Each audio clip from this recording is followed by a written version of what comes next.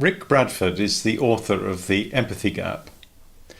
We've spoken to him before about matters to do with men's experience, particularly in the family court, and relationships between men and women. This time we've had a chance to talk to him about education. He's done a huge amount of work analysing the influences that affect the outcomes for children in education, and it is a fascinating and detailed survey.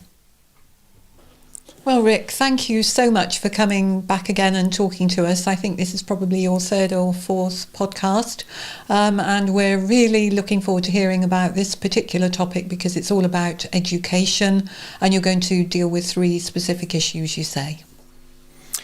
Yes, that's right, and to some extent they're inspired by recent government reports. So one of the topics I want to talk about is the intersection of sex and race in the context of educational attainment. And I was inspired to look at this by the government's the report from the Independent Committee on Racial and Ethnic Disparities that was published at the end of March. And they were concentrating, of course, on race, which isn't normally something I get into. I'm more interested in gender issues. But the intersection of those two things, race and gender, is very, very interesting. So that's the first thing I'll look at. That will rather naturally lead on to a more detailed look at the gender breakdown in higher education, so university level. And what the statistics are there. And this is something I've been tracking for many years. And I can pretty much guarantee there are things in that which will surprise people greatly, I think. So it's definitely worth going through that. Interesting. And if there's time, I want also to look at something I've done for just identifying some examples of teacher bias at school, both at primary school and at A-level. So I'm not saying that everything to do with educational attainment is to do with bias. Let me make that clear from the start. But it is rather egregious that there is an element of bias which makes it even worse. Okay. The other recent government report that's worth mentioning, although I won't return to this, I won't go into it in any detail, is exactly a week ago, last Tuesday, the Select Committee on Education published a report on disadvantages in education, specifically to the white working class. So that's very pertinent to the sort of things that I'll be talking about today. And this, if anyone hasn't caught up with that report, they should, because there's some very interesting material in that. But I won't go into that in any more detail. Excellent. Okay, so I'm going to be relying quite heavily on graphical presentation here because it's the best way of presenting these statistics. So let's turn now to, if you will, to my first bit of evidence, which is on intersection of sex and race. So let me say straight away, this data that I'm going to be presenting comes partly from the government report, the Independent Committee on Racial and Ethnic Disparities. It comes partly from that. In the case of GCSE data, almost entirely from that. But in the case of higher education data that I'll show you, they don't disaggregate by sex in that case. So I've also used UCAS data for that, because they do disaggregate by sex.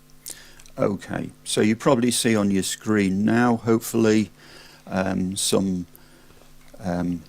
summary conclusions that I've made from this review. Yeah, we've got that. I think I won't go through the words. I'll go straight to the pictures because they tell the story. So I'll just talk to the words, to the pictures. So hopefully you can see figure 1 on the screen here now. Yeah, we've got that. Yeah. Let me describe what it is first of all. It's GCSE data. So it's disaggregated by race and sex. And this first graph relates to average socioeconomics. So in a minute I'll show you a different socioeconomic slice through the data. So these in terms of wealth, if you like, or class, is fairly average. So it's looking just at the race and sex issue, this graph. And this is GCSE. And what's meant by the mean best 8 score is they take for every pupil their best 8 GCSE exams and add the scores together.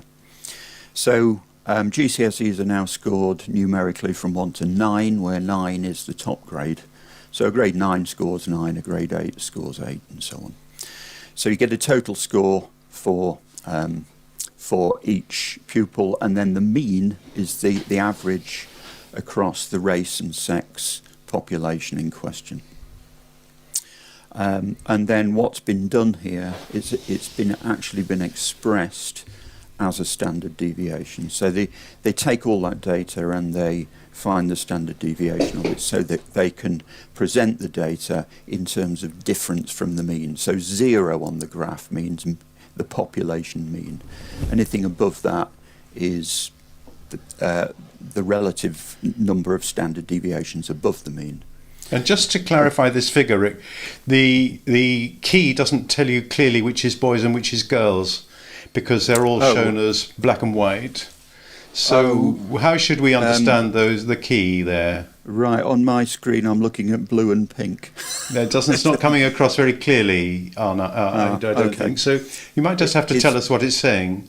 Okay, it's quite easy to tell which are the boys and which are the girls, because the higher ones are the girls in every case. Good, that's clear. So Right. if we look at Bangladeshi, who are clearly the brightest here, this is the girl here. Yeah, Can you see my cursor there? Good. Yeah. Yeah, that's the girls, and the boys are, for me, the blue bar on the left. Yeah. So Sure. again, the girls are the ones on the right and higher. Yeah. So India, Yeah. this is girls, this is boys, and at the other end, the black Caribbeans, the boys are the ones at minus Yeah, we can see that. 0.4, Yeah. and the girls are around about 0. So in every case, in every ethnicity, that is, the girls outperform the boys. That's the stark message. So, but there is also, of course, very clearly a racial gradient. Yeah. One of the things that the government's race report was pointing out is that the BAME classification is completely useless, because that implies that the useful division is between white and non-white, but it's not, because most of these at the high end are non-white. So it's completely, even the term black is useless, because you see black Africans do quite well, whereas black Caribbeans are at the bottom. Yeah. So you can read a lot into this, such as, for example, well, it's not genetics then, is it? Because presumably black Africans, black Caribbeans have a strong commonality of genetics, but nevertheless there's a great difference in educational attainment. We'll see that throughout. If we now look at it's the same data, but now looking at one standard deviation of socioeconomics below the norm. So these are the poorer people, or less privileged people economically, if you like. That's what it now looks like. So again, you find that the girls outperform the boys in every ethnic group. So the boys are on the left again in all of these groups. The boys are on the left, so that's boys, girls, boys, girls. The bottom of the heap, as it was before, are white British and black Caribbeans, with white British and black Caribbean boys being the very bottom of all. So, whereas for average socioeconomics, all the girls were above the mean, and some of the boys were above or below the mean. When you go to the lower socioeconomics, the girls are now splitting either side of the mean. some of the girls do better than the mean despite the wealth disadvantage, but virtually all the boys are below the mean. So, in other words, there's an intersection between sex, race, and socioeconomics. And just to clarify that just a little bit more clearly, this second chart is showing people who are socioeconomically disadvantaged. That's right. That's Yeah. right. So you Yeah. see all those bars are diminished or drop down Yeah. to a lower value, either Yeah. smaller Yeah. and positive or larger and negative Yeah. than the Yeah. ones on the preceding graph, which is exactly Yeah. what you'd expect. Yeah. It's not an advantage to be poor. That's clear. Yeah. But the order, the racial order and the sex order is the same for both. Yeah. The other thing that the government's report talked about is exclusions from school. So this is the real bottom of the heap, where you really no longer have much of a chance if you're excluded from school. And these are permanent exclusions. But that report did not disaggregate by sex. It was only looking at the race issue. That was its remit, of course.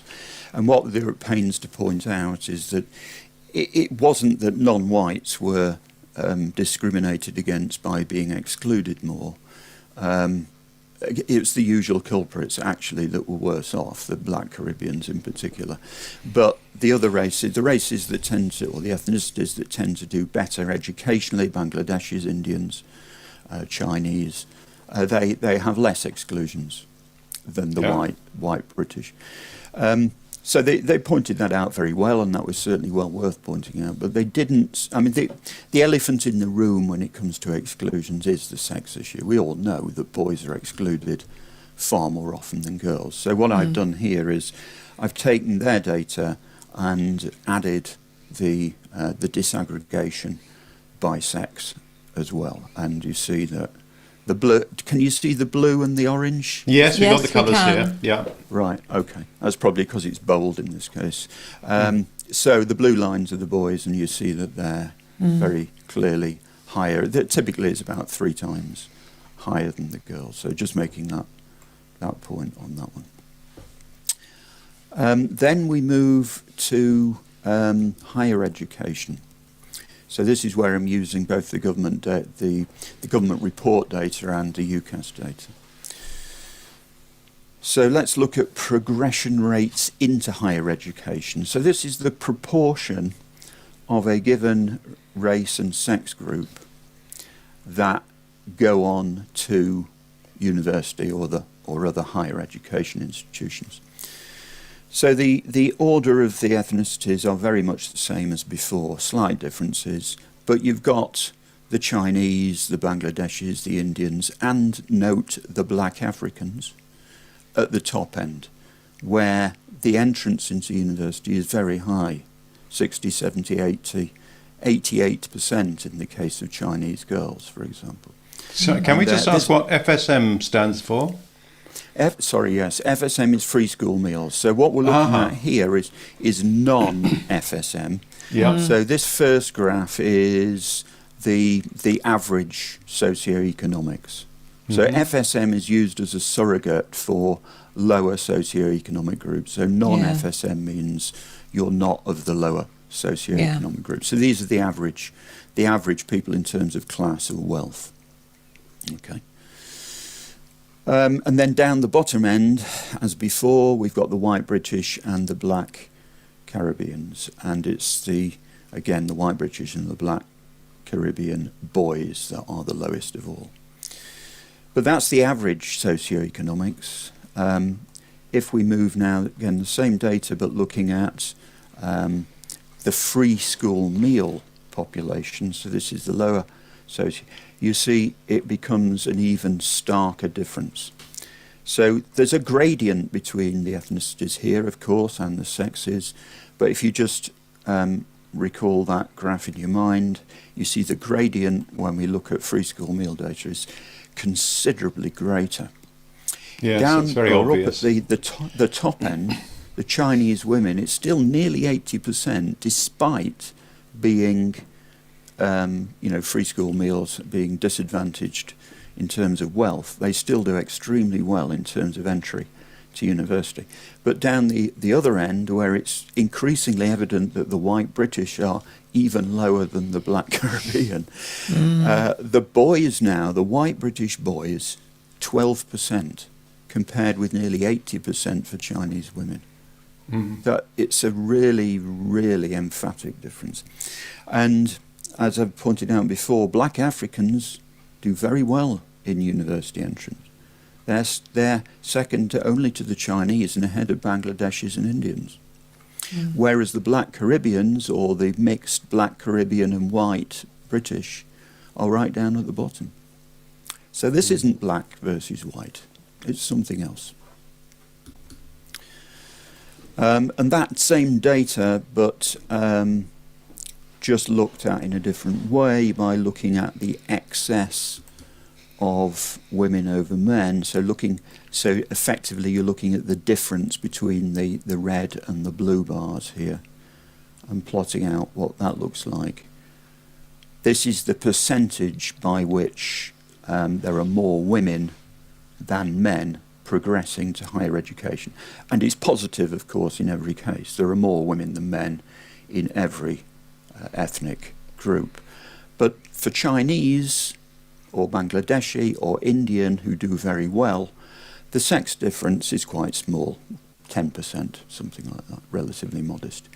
But where there's only a small percentage progressing to higher education, the sex difference is also much larger and greatest for the black Caribbean. So black Caribbean women are 90% more likely to go to university than black Caribbean men. Although both of them, of course, are relatively unlikely compared to the top end. And in the case of white British, I should say this is for UK domiciled people, by the way. So this is excluding students who come from abroad. So we're looking just at UK citizens here. In terms of the white British women are 45% more likely to go to university than white British men. And that is, given that this is numerically by far the largest group, that's worth bearing in mind when we look at the more detailed further education statistics. 45%. Huge difference. Okay, so that's the intersection of ethnicity and sex, and to some extent socioeconomics as well. So what I wanted to do next, I can pause at that point to take any questions if you have any. I think we're fine, actually. It's very clear, Rick. No, it's great. Okay, so what I want to do next is look at the more detailed picture in terms of higher education. So hopefully you can now see. Yeah, we've got your screen. I might just go through the big picture conclusions here before I regale you with more graphs. I've been tracking this for 6, 7, 8 years now. So none of this comes as a surprise to me when I've updated it this year. It only gets worse is the overall position. Women first outnumbered men as undergraduates in the UK in 1993. So well over a quarter of a century ago now, 28 years ago. Looking at all entrants, there are 36% more women entering university than men now. And if you look just at UK domiciled women overall, it's 38.6%. And as I said, if you confine that to the white demographic, it's 45%. If you look at subjects, there's two different ways of breaking the subject categories down. I'll say a little bit more about what they are, but however you break it down, women dominate in between 70% and 73% of subject categories. Not surprising since there's more of them.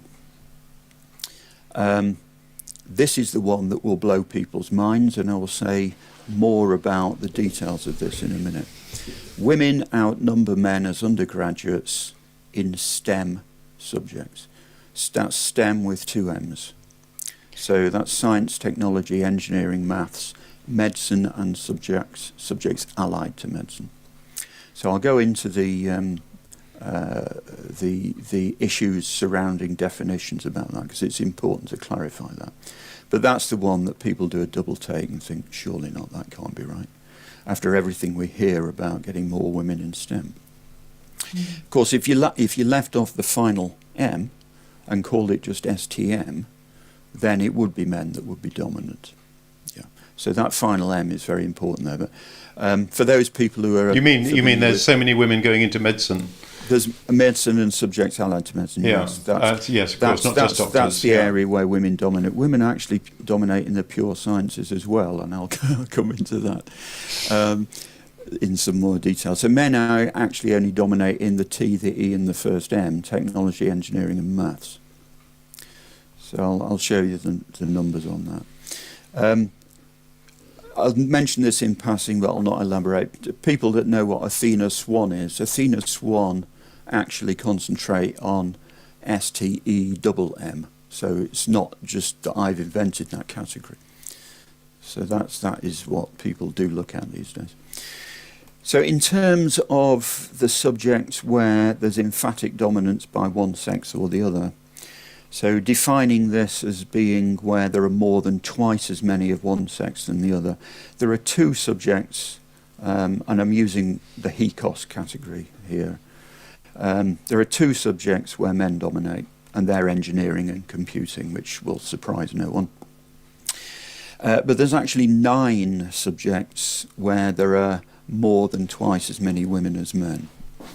And they're subjects allied to medicine, psychology, veterinary science, agricultural science, which may be a surprise to some people, humanities and liberal arts, social sciences, law, languages, and education. And in the case of education and veterinary science, which I think I missed out, I should have put that in, there are more than, there are about 6 times as many women as men. Okay, let me go to the graphs now and put some flesh on those bones.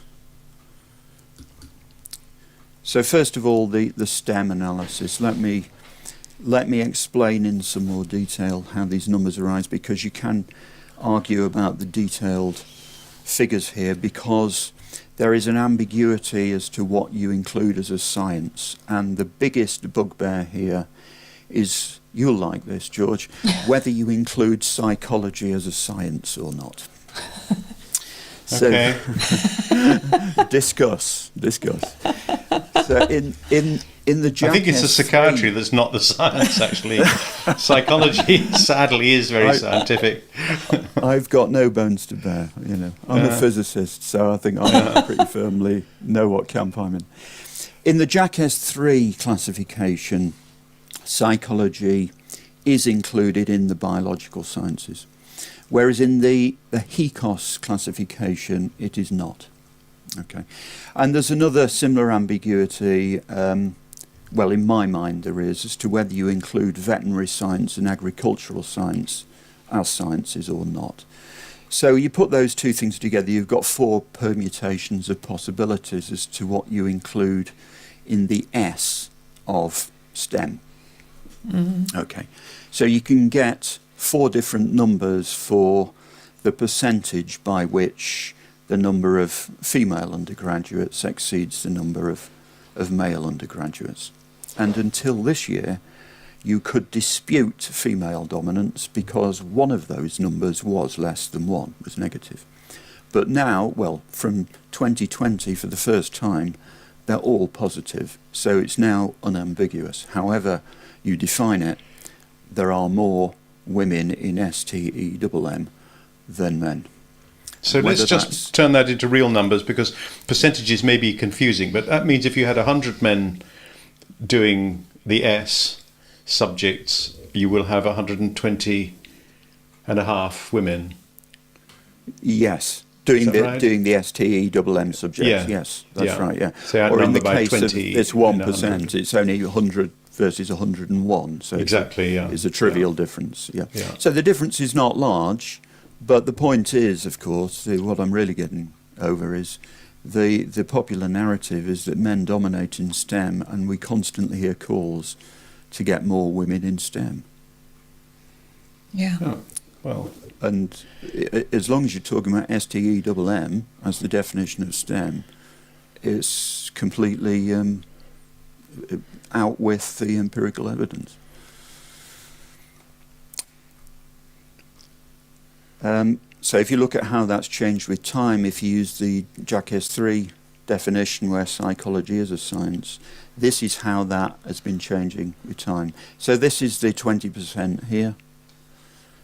And you see that women only became dominant relatively recently in 2014. So it's a recent phenomenon. I've been tracking this each year, seeing this go up. But no one else is pointing this out. It's there, hidden in plain sight in the UCAS data. You've just got to look at it and plot the numbers. But no one ever talks about it. And you can do the similar thing for sciences alone, and again, it depends on how you do the definition. So if something happened in 2007, looking at your previous figure, something happened in 2007. Is that a statistical anomaly? Or is that Don't know. real? It might be they changed the definition of the subject categories. Don't know. Yeah. They do change every so often, which makes it very hard to track trends, which is annoying. Yeah. Okay. Yeah, I don't know what happened there, but it was less than one. And I'm really just interested in whether it was. I think if you start at 2008, that's the picture, isn't it? Yeah, it's the UCAS files that you can get these days happen to start at 2007. Presumably they've got the data going back many, many decades before that. We can skip over the science data, but it's the subject of the same ambiguity regarding whether you include psychology as a science or not. If you do use the Jacques 3 data, then women are dominant in science by something like 48%. I don't think you can exclude psychology as a science. I can't think why anybody would think that was reasonable. In that case, women dominate in science by 48%. How many people appreciate that? Not many. Yeah. Now let's turn to all subjects, and I'll not dwell on those percentage numbers. Let's just look at the big picture. So this is total acceptances now. Can you see that graph? Yeah. So this is just total acceptances, the ratio of men to women. So it's all subjects plotted against time, same time base from 2007 to last year. And you'll see that the ratio now is 1.36, if you can read that small number. So women are 36% more is what that means. But what I'm really pointing out here is this trending upwards line is not showing any sign of abating. So it's not just the current position that matters. No, it hasn't levelled off, has it? It's not levelling off, and we'll see that in the individual subjects as well in a minute. So that's the ratio. You can look at that in terms of absolute numbers. What does it mean in terms of numbers? So this is the number of women accepted into university. This is acceptances in a given year. So this is per year. So it's women accepted versus minus men accepted. How many is the excess? And it's now reached just short of 90,000.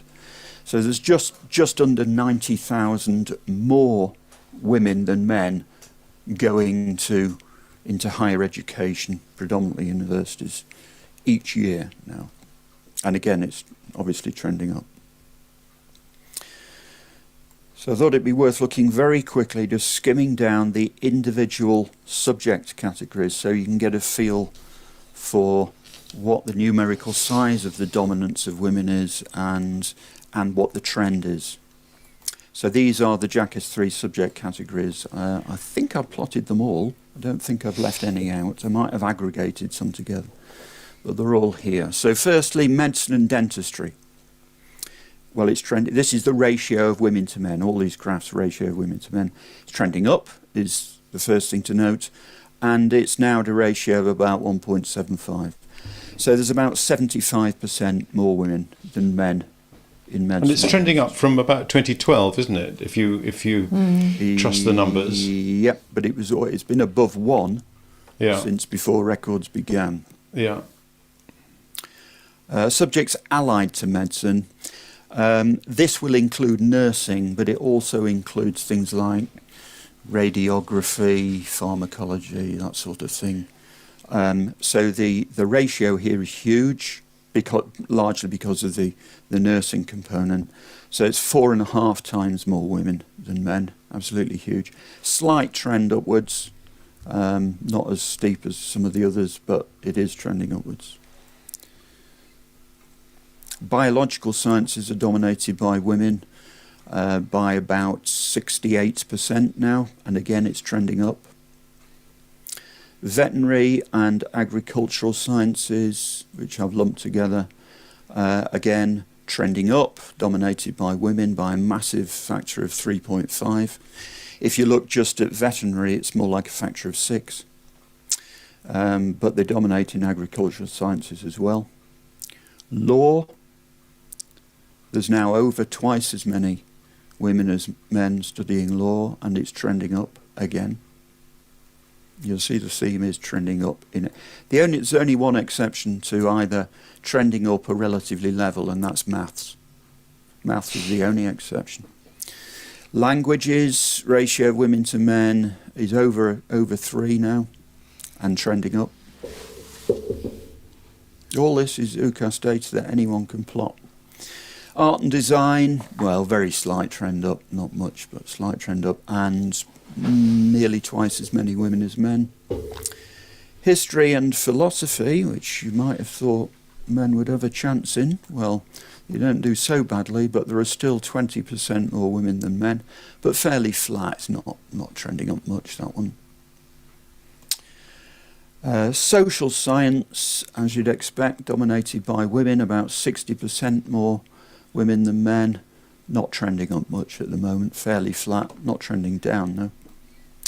Education, massively dominated by women, about 6 times more women than men, fairly flat, but massively dominated by women. Architecture is the only non-STEM subject which is dominated by men, but not overwhelmingly. So the ratio women to men now is less than 1, it's just over 0.6. So that means there's about 6 women to every 10 men in architecture. But it's trending up, which means that it's tending more towards equality. All the others I've shown you are trending up and hence away from equality. This is trending up towards it. This is the theme. Where women dominate, they're becoming more dominant. Where men dominate, they're becoming less dominant, is the overall picture. Physical sciences, again, men dominate, but not by very much. The ratio women to men is more than 0.8. So it's somewhat more than 8 women to every 10 men. So the dominance of men in physical sciences is not great, and it's diminishing because this is trending up. So in a few years, there'll probably be parity there. And finally, we get to the ones where men really do dominate. Maths, there's about 6 women to every 10 men. And this is the only one that's trending down, as I mentioned. It's the only one. And then the 2 subjects, which I've already mentioned, where men do dominate strongly, where the ratio is 0.2. So that means there's 1 woman to every 5 men in engineering and IT or computer science. So they're the exceptional cases. But you see, the overall picture is very, very strong dominance by women in most things. And where they dominate, they're getting more dominant. Where they don't dominate, men are getting less dominant in general. These subjects, if anything, there is a trend upwards in engineering and computing, only quite slightly. So that's the big picture on higher education, which, I think a lot of people find these numbers quite startling because they're never presented to the public in this way. What do you think, Rick, this means in terms of income? I mean, I'm I'm guessing, but I don't know if we know, does this mean that women now are more likely to earn more money than men, which would probably be another surprising thing if that's the case? Well, it probably is the case. The whole narrative about the gender pay gap is totally skewed by children and childcare. If you look at the gender pay gap disaggregated by age, the gender pay gap is negligible before the age of about 40. It's when childcare comes into play and women either give up work or go part-time or downshift or something, that suddenly men's earnings looks a lot greater than that of women. But below 40, there isn't a gender pay gap really. And in some areas, women do better than men. And if you know, I can't remember all the detailed stats, but the whole narrative on the gender pay gap is misleading. It does come down to childcare, but the people who promulgate this narrative know that. They're not stupid. They know it's about childcare. And what they're actually trying to achieve by levering the pay gap issue is to get more women working full time and having their children looked after in preferably state-funded childcare arrangements. That's what their political aim is. And the pay gap is a way of levering public sympathy by making it look like these privileged men are diddling women. But it's actually a political narrative for a different purpose. But it's a very old-fashioned narrative, isn't it? Because I don't think that generation of people in their late 20s and 30s who face these kinds of circumstances where they've got their degree, they've started a career, they've got choices about family care and how you then progress in your life. I think they're viewing it in a much more pragmatic way and aren't carrying this political agenda. They're making decisions between themselves about who is the best person to spend time looking after the children and who is the best person to be, maximising their income and benefiting the family together as a cooperative exercise. I don't think, my impression is that people aren't preoccupied with the politics on the ground. They're pragmatic. No, I think that's right. That's why there is a pay gap, and that's why it does click in after the age of 40, because that's the way people actually behave. And people make those choices, and those choices change with time as culture develops and changes. But there's a distinction between the way ordinary, fairly non-political individuals behave, based exactly on what you've said, their personal circumstances and their personal preferences, and political pressure. I mean, yes. Remember, and you have people who are creating those pressures, who are carrying some agenda from 50 years ago or something. It's difficult to know where they come from and why they're still carrying them. No, it's very easy to know where they come from. I mean, read Simone de Beauvoir. She said very clearly that if you give women choices, they'll make the wrong decision. They'll do frivolous things like raising children instead of doing serious things that they should be doing, like going out to work and prioritising being a wage slave.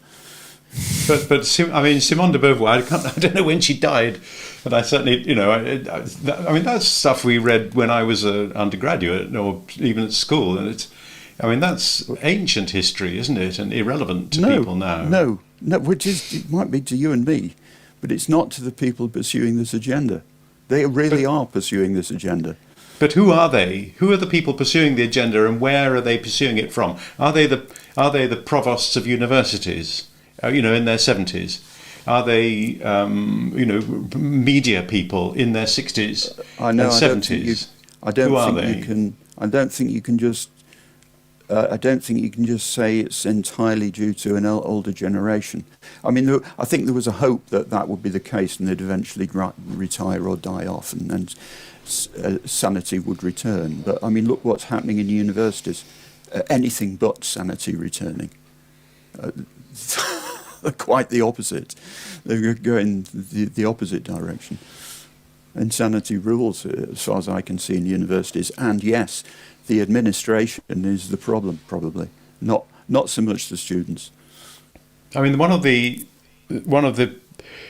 kind of gurus that we've been very interested to follow, who's stopped podcasting recently, is Eric Weinstein, who was banging away for a year or two when he was talking publicly about it, about the way in which the older generation no longer seems to be retiring or making way for younger leadership, and this dead hand of people who are carrying both their own personal interest in securing the incomes and power that their position holds, but also, dominating the ideologies of institutions, has become a real problem. I mean, we have presidential competition in the US in which everybody's over 70, as far as you can make out, or at least any significant candidate is over 70, and this is also reflected in the senior echelons in universities, where you have ancient provosts hanging on to their position. And I do think there's an issue here about a disconnect between people who are actually trying to live their lives in practice and the people who somehow carry an idea that they're going to tell people how they should live their lives. Absolutely agree with you, yeah. And it's a big issue way beyond education.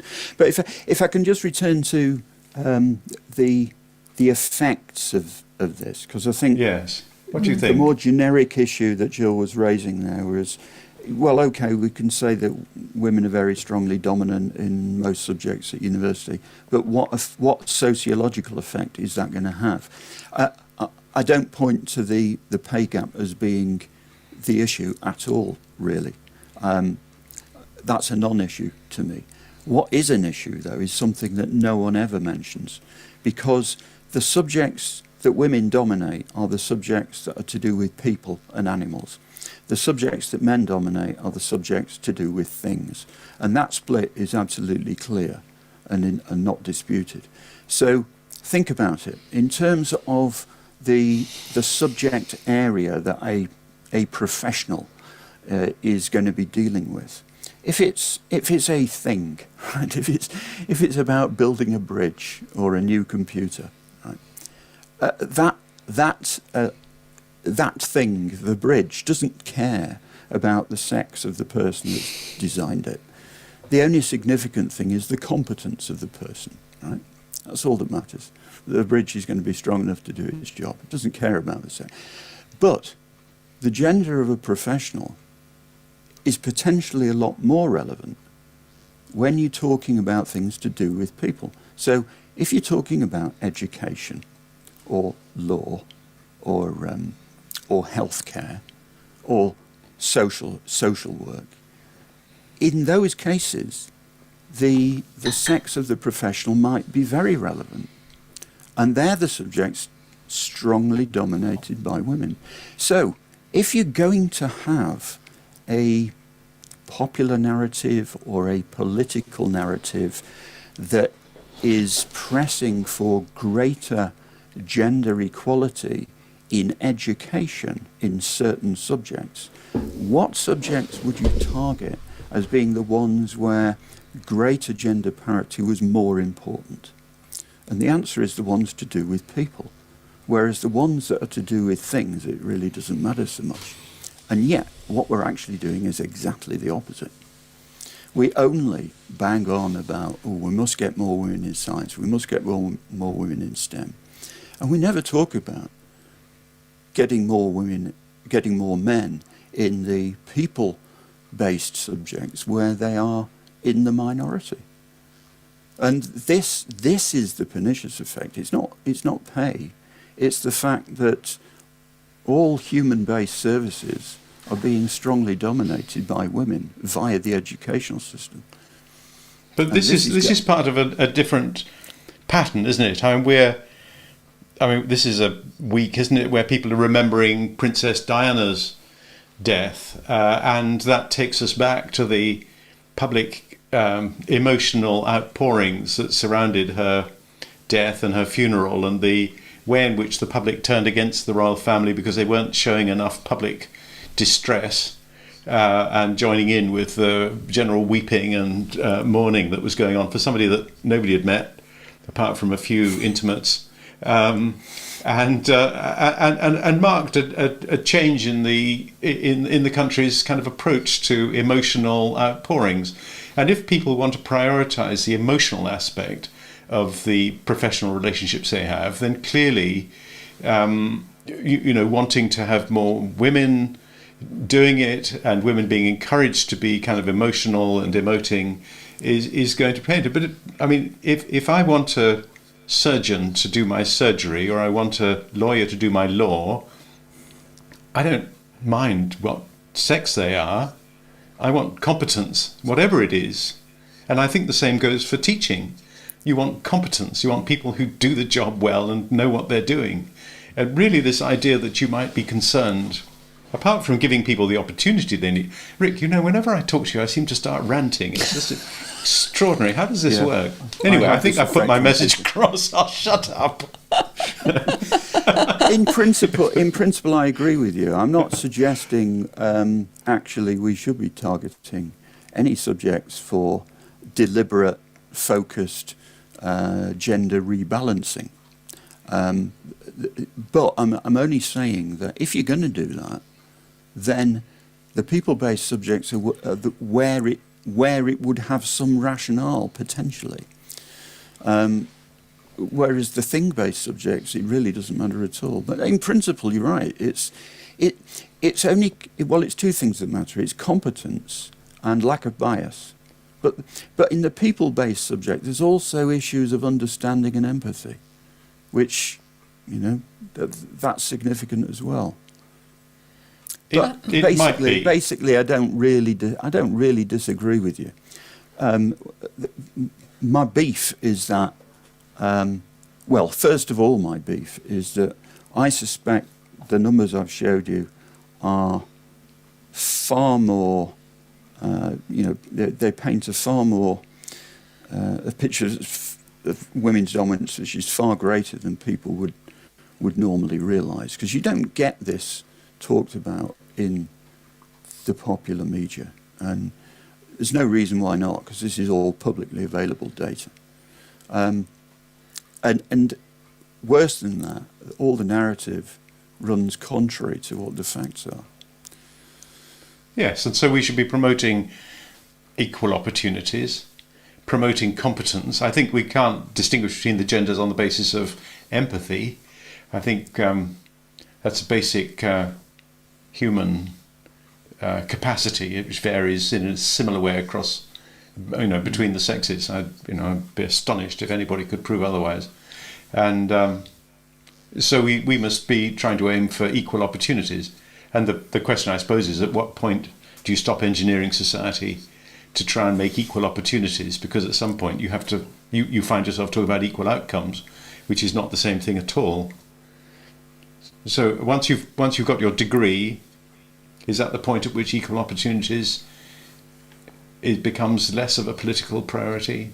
People fight their way after that to the top of their greasy pole. The state engineers it up to the point of a university degree. Where does equal opportunity lose its drive and become equal outcomes that you're aiming at? Sorry, Rick, I'm veering way off topic. Yeah, way off topic. But I mean, I'm firmly against imposing anything that sounds like equal outcomes, because it's that way madness lies. And of course, there is pressure to do that. That's what the reporting of gender pay gaps is about. Well, the brilliant thing about that's what the diversity agenda is about. The diversity agenda, although they refuse to accept the word quotas, they're applying quotas for non-white ethnicities and non-heterosexual sexualities. I mean, there's enforced. Well, it's not equality of outcome that's being enforced; it's preferencing, actually. Well, I'm sorry to have interrupted you there, but the brilliant thing about what you're talking about is it promotes discussion and an attempt to understand what's happening and what the consequences are likely to be, which is very stimulating. and very helpful to us, and I'm sure to other people. Yes. One of the issues that I asked the question about the money because I think it does have a big impact on decisions that people make. You know, maybe the woman should do the work because she's more likely to get an income which is able to buy a house. My worry is always about the issue of parenting and the impact of these decisions on parenting. And I'm very struck by the last interview that we did, and I think you saw it, Rick, of Naomi Murphy, who talks about the seriously dangerous personality disordered prisoners and likely to get out of prison, and the work that she had done with them over a 20-year period. And this issue of children that were left at home with their parents being the majority of those kind of prisoners. They weren't removed into care. And I don't know why I'm saying about this, but it's this thing about handing over the care of your child to the state in the hope that that is going to be adequate whilst you go out and earn your money, and you can make a decent living, perhaps both of you if you both work, can have more implications than you imagine. And I think people don't realise that either. Maybe that's an overreaction on my part, because I mean, working with doing care proceedings for as long as I've done, you see the impact of parenting on children writ large every day, and the emotional abuse of children. And this is not a working class issue. This is an issue which goes through all the classes. I have seen it in all the classes. The abuse of children happens in every class. And, people need to be careful about just thinking about these issues in terms of, well, we got enough women doing this work or enough men doing this work. Surely the most important thing should be, if we're going to have children, we need to have the best way of bringing them up. And that has to involve the people who are the parents, not the state. Which means that people have got to rethink their priorities, haven't they? Because you're seeing an enormous shift in the power within families, and that presents people with choices and dilemmas which haven't been confronted before, and so people have to decide how they're going to parent, how they're going to protect children and prioritise them. Well, there's about 100 different things I could say in reply to that. The whole issue of family, well, I agree with you, the whole issue of families is central to everything we're seeing. And let's not forget that whether you have two parents or not is one of the strong determinants on your educational success. Absolutely. And your educational success, in turn, will determine your financial success, which will in turn be strongly correlated to whether you are someone who fails to live with his children. So this brings us right back to your first slide, doesn't it, where you are showing the discrepancy in school outcomes across different groups, and the issue there is, why are these children functioning differently, given that poverty clearly is an important part of that, but why are the different cultural groups functioning differently? And yeah, exactly. And because something to do with parenting on this graph, it's not black, because black African and black Caribbean are very different, and so presumably it's not like genetic. It's something else, and many people have claimed that family breakdown, fatherlessness is the issue, and it is mentioned. The issue of family breakdown and fatherlessness is mentioned in the select committee, the Education Select Committee report that was published last week on disadvantage to white working class pupils. So that narrative is beginning to surface in government circles. So so without question, these things are all interrelated. This is the problem. You can't say one causes the other. It's is a dynamical system in which A causes B and B causes A. Okay, so this is my third thing here, where I think I'll just talk to the graphs on this one. I'm going to talk to two areas. First is Key Stage 2 SATs. So this is the standard attainment tests that are taken by pupils in the last year of primary school. So this is age 10 or 11.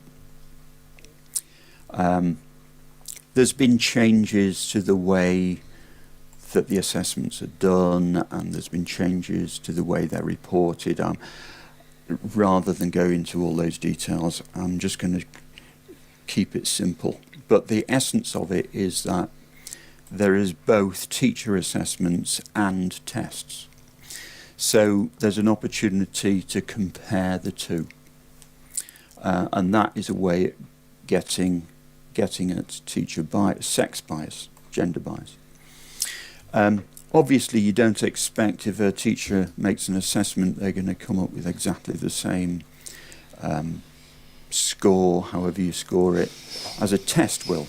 The teachers may be more generous, they might be more harsh. But the issue is, if they are more generous, are they as much more generous to girls as they are to boys, or not?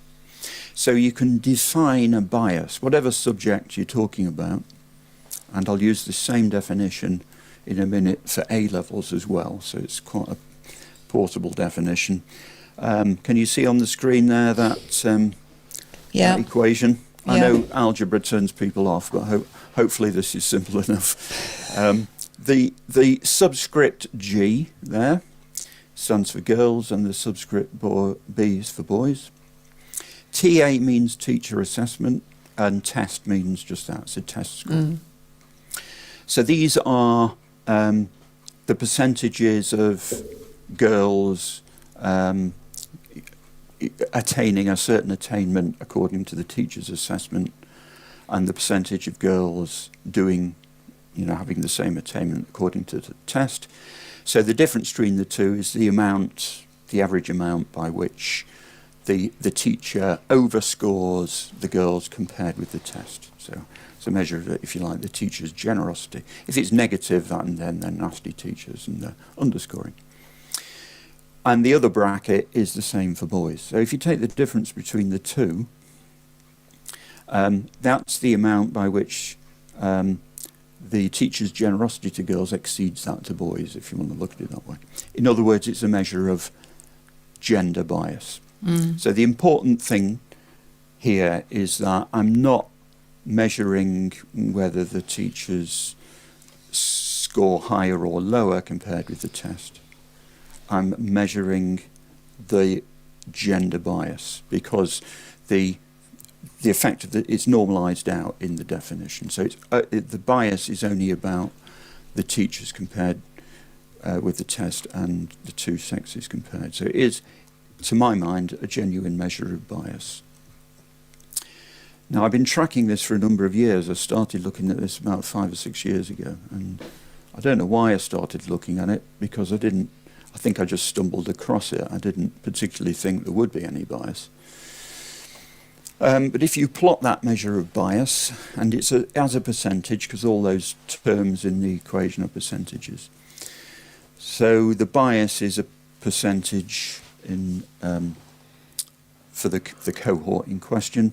You can do it for reading, you can do it for writing, you do it for maths. They're the three main subjects which are looked at in the stats.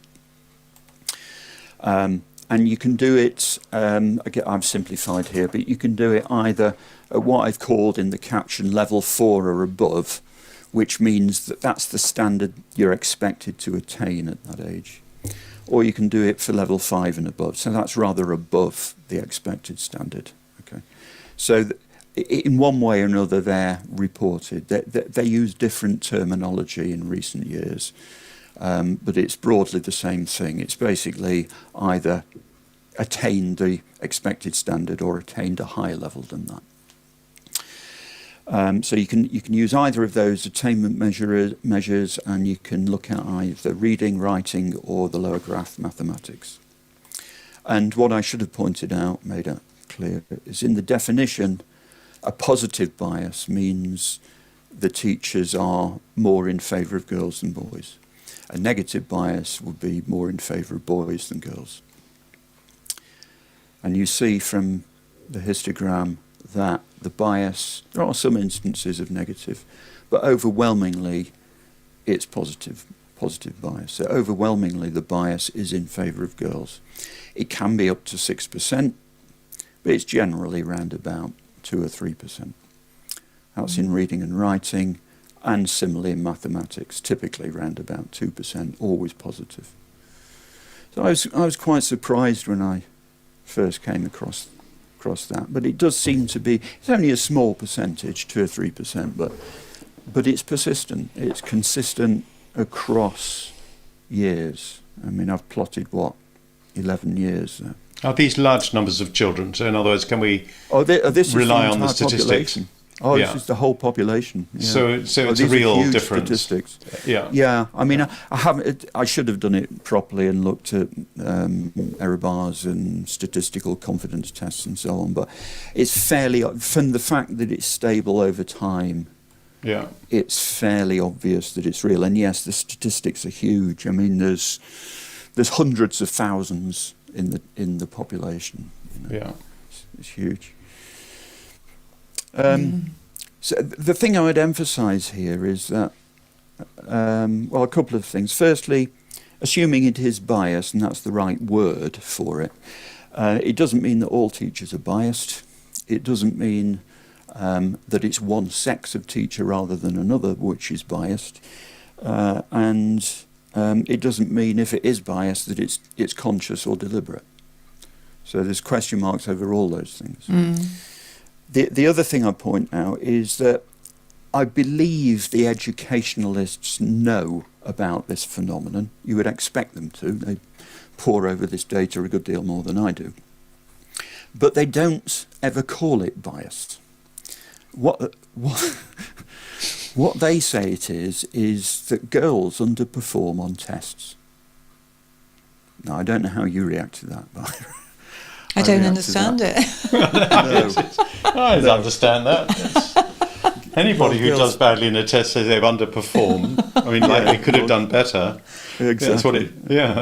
Exactly. But the idea that girls specifically do worse on tests than boys doesn't bear much examination, because what I'm not gone into here is the fact that girls, of course, do a lot better than boys. I mean, girls genuinely do a lot better than boys. Even if you just base it all on tests, girls still do a lot better than boys, more than 2 or 3%, anything up to about 12%.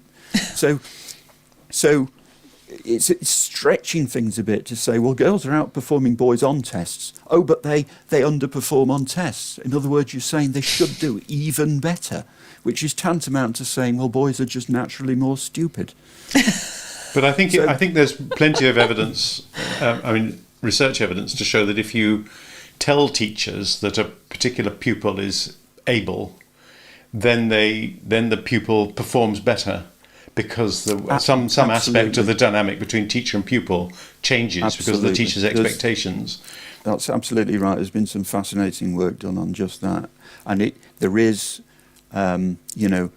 Low expectations is self-fulfilling, or high expectations is self-fulfilling. That's very true. I mean, a number of studies have shown that. And the distressing thing here is you can do surveys of pupils entering primary school and ask them, you give them pictures of hypothetical pupils, which they're not told the issue here is whether they're boys or girls. But you can just ask them, put a circle around the one that you think is cleverest. And when they're very young, like 5 or 6, girls will say girls are cleverer, and boys will just be evenly split, neither girls nor boys. But once they get to age 7, boys and girls are both choosing girls as being the ones they expect to be more clever. So it's not this sort of self-fulfilling expectation is quite pernicious. There's somehow boys are picking up that adults, whether it's teachers, parents, or whatever, they're picking up the expectation that girls are going to do better at school, and it snowballs from there. You can pick it up at age 7. It's quite distressing. Yeah. Well, look after your sons is the message, isn't it, as well as your daughters?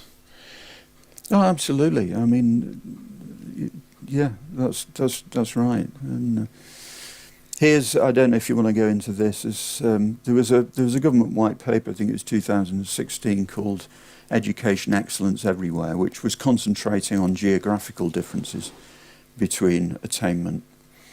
But it's sort of fraudulent, really, because yes, there are geographical differences, and this is plotting the English regions. That's what the different histograms are. Blue is let me just reading. show that. I need to show that because I'm not showing it at the moment. Oh, okay. Okay, let's see it. We've got it now. Figure 3. So yeah, this is the geographical regions in England, and the blue bars are reading, the full bars are tests, and the empty ones are to the right of them are teacher assessments, and then the full pink or red bars are writing tests, and then to the right of that the pink but empty bars are writing teachers' assessments. So you can see at a glance that the teachers' assessments are always higher than the tests, except a few cases where they're the same. So this isn't boys and girls, this is just girls. No. It's just the gender gap between, it's girls minus boys, that's right. Yes, it's the gender gap between girls and boys. So the gender gap, as I was saying, it's always positive. It's always positive, and it's at least 6% and up to about 14%. And that gender gap is there on tests as it is on teacher assessment. But the gender gap always gets higher on teacher assessment. So that's the bias showing through again. But there's a real gap because it's all positive, even when just based on tests. But the geographical dependence, it's there, and London does best. And the gender gap is least in London. But the gender gap is there across everywhere. It's absolutely across the board. Okay, so that's primary school and Key Stage 2 SATs. We can now look at A-levels, if I'm not taking up too much of your time. Last year was a very interesting year for A-levels. Complete nonsense, actually. I don't know if you remember the debacle in which, well, the government's mistake, of course, was that they decided to award A-levels without having exams. What could possibly go wrong? I mean, a child of 6 could have told you that, that's only going to lead to controversy, because everyone will say, oh, it's not fair.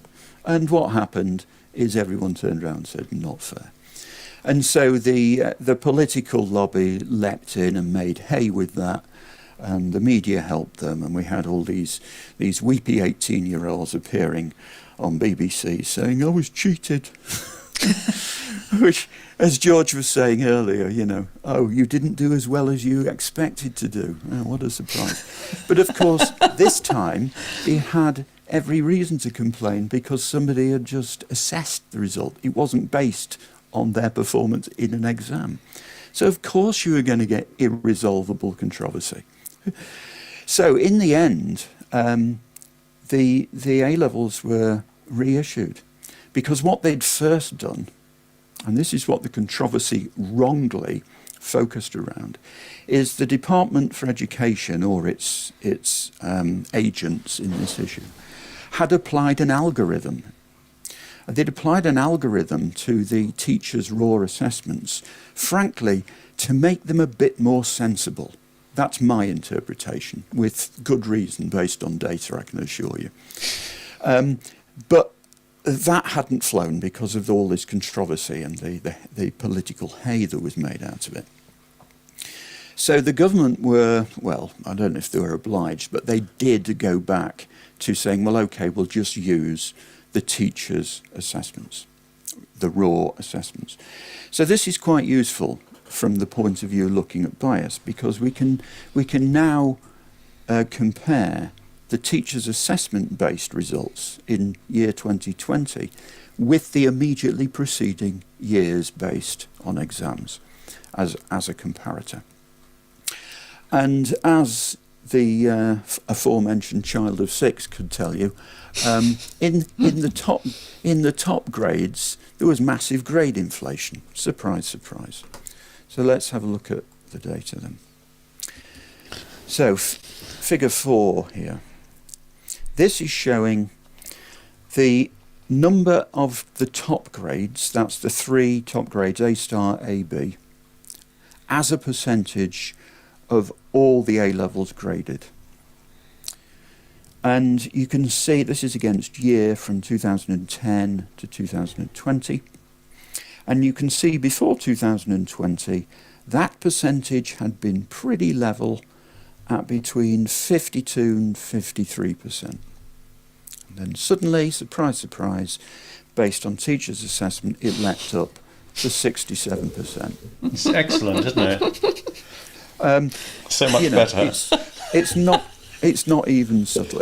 By the way, I'm not going to show the moderated results, but with the algorithm applied, what the algorithm did is they took this obviously manipulated result and placed it somewhere much more reasonable down here. Still a little bit generous, by the way, but within reason down here somewhere. So they should jolly well have used the algorithm, of course, but there we go. So that's both sexes together. That's all results for both sexes, just showing you the obvious inflation. This is what it looks like when you disaggregate by sex, though. And I've looked here, you could look at A star, A or B, but I've looked just at A grades as an illustration. Because it's the A grade that will get you into a good university, generally. If you get 3 A's, you're away. A star's even better, but A's are good enough. So you can see the boys are blue, the girls are the orange line. So the girls were slightly higher percentage in previous years, but not that much. So in 2019, there was only a 1% difference between them. 2 years before that, even less than that, more like 0.5% difference. And then in 2020, with grade inflation, not only did, well, both sexes were given A grades more often, but the gender gap has now increased to 3%. So this is the bias again. It's, yes, both sexes of pupil are being rewarded by inflation, but girls more than boys. So you can look at that in a different way in terms of that was a percentage. You can look at it in absolute numbers. So this is the total number of A star, A and B grades awarded to girls, minus that to boys. So this, and you see in the years prior to 2020, it had been between 50,000 and 60,000 in round numbers, and not trending upwards particularly, waving around a bit, but round about 55% is what it had been in the last few years, and it leapt up to 78%. 78, sorry, that's not percent, that's 78,000. And this leapt up to 78,000. So, roughly speaking, that means about 23,000 more girls than boys were awarded the top grades based on what looks to be just bias from the teacher's assessment. 23,000. It's not a small issue. So when I spotted that, I used my same definition of bias that I've used before, there it is again, but just rolled out to the A-level results. And now what this means is instead of teacher assessment, I'm using the results for year 2020, and by test I mean the results for 2019. So it's comparing 2020, which is teacher assessments, with 2019, which is exams. Okay, so it's the same logic. So you can define that bias subject by subject. And I've done that for every subject. Every subject where the number of candidates is above 2,500, which is, I think, all subjects bar 2 or 3 that were really, really small, like something like Irish language or something like that. So I've ignored the really small ones where the statistics are too questionable. But all those above 2,500, this is the bias in this table for every subject. And remember, positive is in favour of girls, or young women in this case. Negative is in favour of young men. There's one that's just sneaks into the negative, which is OML, which means other modern languages. All the others are positive. So this is just 2020, is it? This is 2020 compared with 2019. Yeah. So it's the teacher's assessment in 2020 compared with the exam results in 2019. It just shows how terribly unfair the exam results are, doesn't it? So they're biased against girls. Yeah, you see, girls don't. Now it's revealed at last. Exams. Yeah. So what we should do is only have teachers' assessment from now on, because otherwise we're disadvantaging girls. Yeah. And you'll get upset. You're a good feminist, George. Well done. 3 daughters. I've skin in the game. To do with people's view. I've got 2 sons, which is, why we're at loggerheads on this. Anything up to 8.4%. Interestingly, the 2 where the bias is largest is computing and sports, which you might expect to be dominated by young men, and indeed they are dominated by young men, but the bias is greatest in those cases. But positive for and an average of 3.2%. So again, like the SATs, it's not a huge difference. But when you turn it into numbers, it's tens of thousands of more of one sex going to university to do their chosen subject than another. Mm. So I'm not claiming, of course, that the boys doing or young men doing less well in education is all to do with bias. Let me stress that. I think we've seen the test data is even if you just use test data, girls do better. Girls do better in A levels when they are based on exams. So, but what you've got here is on top of that, if you like, natural or real or unbiased dominance by women, you've got superimposed on it whenever the opportunity arises of a bias as well, a gender bias as well, which just makes it even more egregious in my view. So you've got a story here which is cultural differences making an enormous difference, gender biases making a modest difference, and then you have a difference between men and women, or boys and girls, in how they're actually performing.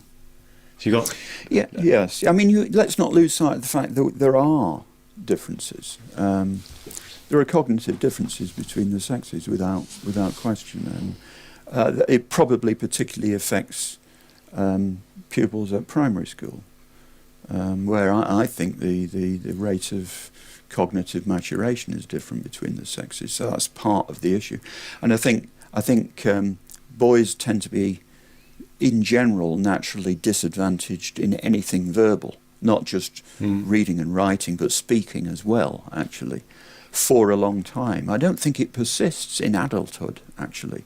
There is evidence, if you look at tests done on young adults up to age 25, that in literacy things, young men catch up with young women, even though up to about age 18 they're still behind. But I mean, whether that's something to do with the world of work and men get more interested in reading when it's related to earnings or something, I don't really know. But they do seem to catch up on that literacy thing, but they do lag behind for a long time. And if you're not reading very well, and again, I have 2 dyslexic boys, so this is close to my heart. If you're not reading well, you will struggle throughout your whole school career. Oh, it does make life much more difficult. And when you come to A levels, you're going to choose maths and physics and engineering because they're the subjects that least require words.